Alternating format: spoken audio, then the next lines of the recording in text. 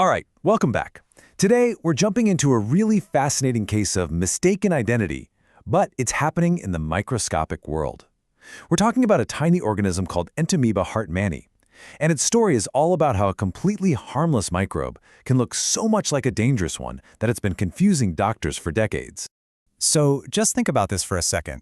Imagine you've got identical twins. One is a notorious criminal, but the other one is a model citizen. Now picture a detective trying to tell them apart from just a really blurry photograph. Well, that's pretty much the exact challenge we're going to explore today with these two microbes. Okay, so here are our two main players. On one side, you have Entamoeba histolytica, and this is the bad guy. It's a pathogen that can cause some really serious intestinal disease.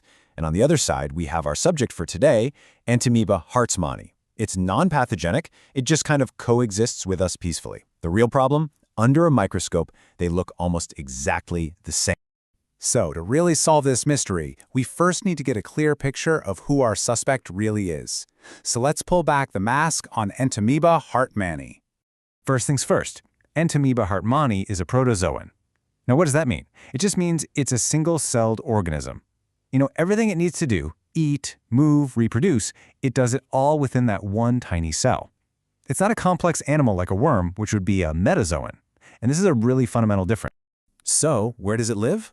Well, it's what we call an endoparasite, which means it lives inside its host. Specifically, it loves to set up camp in the human large intestine. But here's the thing.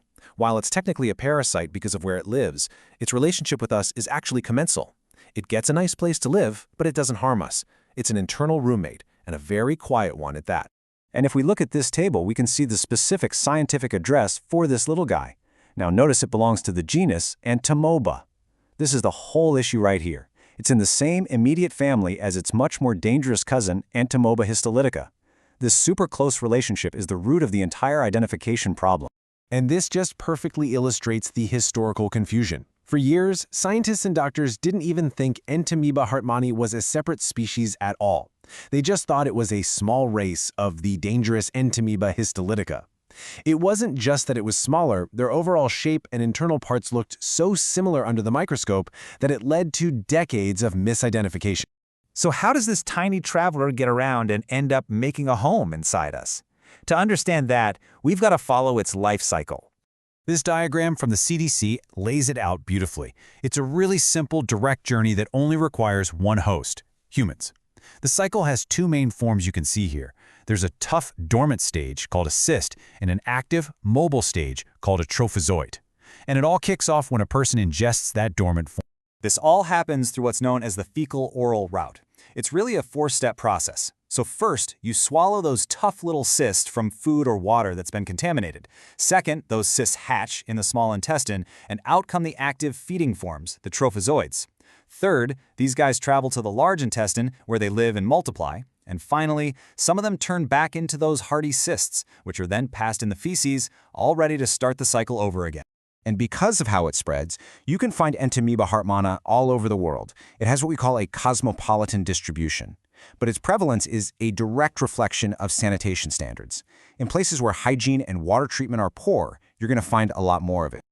Let's use the Netherlands as a specific example. Over there, it's considered an important infection. Because of their high sanitation standards, you don't really see it spreading locally.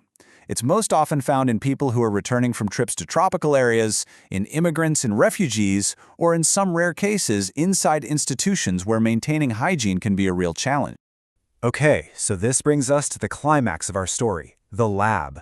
With these two lookalikes, one dangerous and one harmless, how do scientists finally crack the case and tell them apart for good?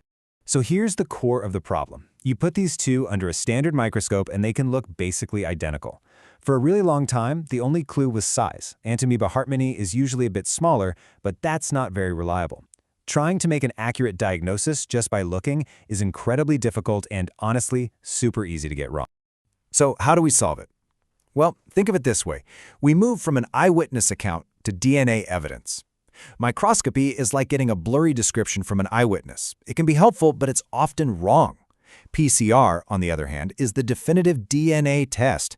It looks for the unique genetic signature of each species, and that leaves absolutely no room for doubt. And the science on this is crystal clear. As our source material points out, PCR assays are now the gold standard for diagnosis. This technology lets labs say with 100% certainty, yep, this is the harmless Entamoeba hartmanni. Or, watch out, this is the dangerous Entamoeba histolytica. And that changes everything. So, what happens after you get that definitive diagnosis? This is where the verdict comes down, and the consequences of telling these two apart become incredibly clear. And this table just lays out the difference perfectly. For Entamoeba hartmanni, you generally don't need any treatment. For Entamoeba histolytica, treatment with drugs is always required.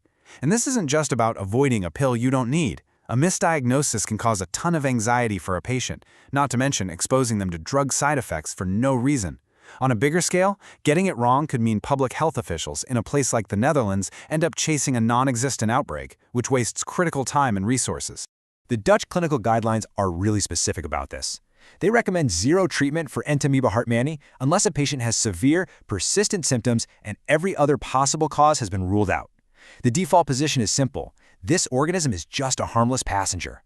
So you might be thinking, okay, if it's harmless, why are we spending all this time talking about it? Well, that's because Entamoeba hartmanni is actually telling us a much bigger story. This is why it matters so much. Entamoeba hartmanni acts as a sentinel marker. Think of it like a canary in a coal mine. Its presence is a crystal-clear signal that there's been fecal contamination.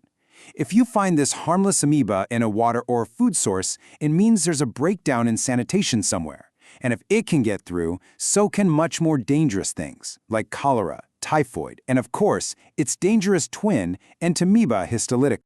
Just so you know, the information for today's explainer was compiled using a Gemini deep search. If you want to dive deeper into the science and see all the papers and reports for yourself, you can find a complete detailed list of our sources in the Notebook LM document, which is linked down in the description. So we'll leave you with this question to think about. If finding a supposedly harmless parasite is actually a major warning sign about the health of our environment, what does that really tell us? How many other invisible clues might we be missing about the safety of our food and water? And that wraps up our look into this fascinating case of mistaken identity. If you enjoyed this little journey into the microscopic world, make sure you subscribe for more explainers just like this one. We would absolutely love to hear what you think, so please leave your questions and your thoughts down in the comments below. We'll see you next time.